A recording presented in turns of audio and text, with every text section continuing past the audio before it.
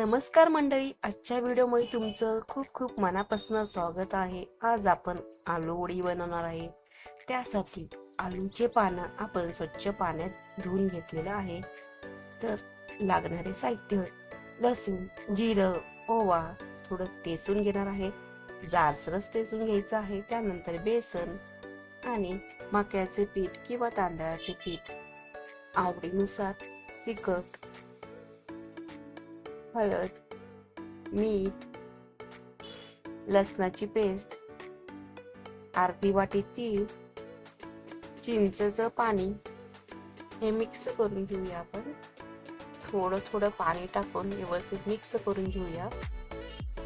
जेव्हा कधी तुम्ही बेसन वापरता तर बेसन चाळूनच घ्या, नाहीतर बेसनाचे गाठी तयार होतात.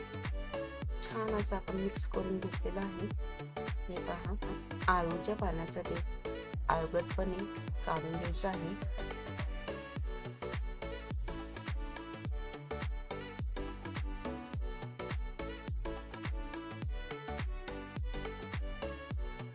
आता आपण बेसन लावून घेऊया. पूर्णपणे व्यवस्थित लावून घ्यायचं आहे.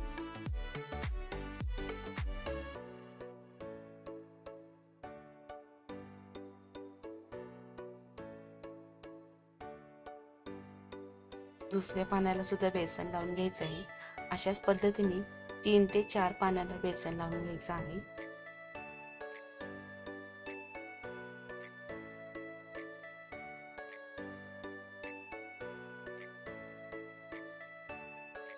आता आपण अशा पद्धतीने फोल्ड करून घेऊया.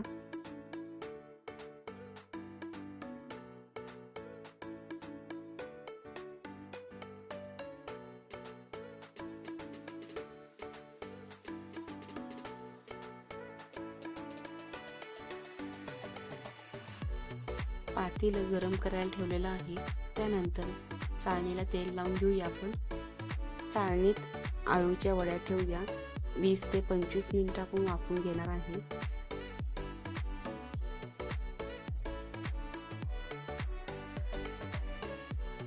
वीस ते 25 मिनिटांनंतर आपण पाहूया, छान असं वाफवून झालेलं आहे. त्यानंतर आपण कटिंग करून घेऊया.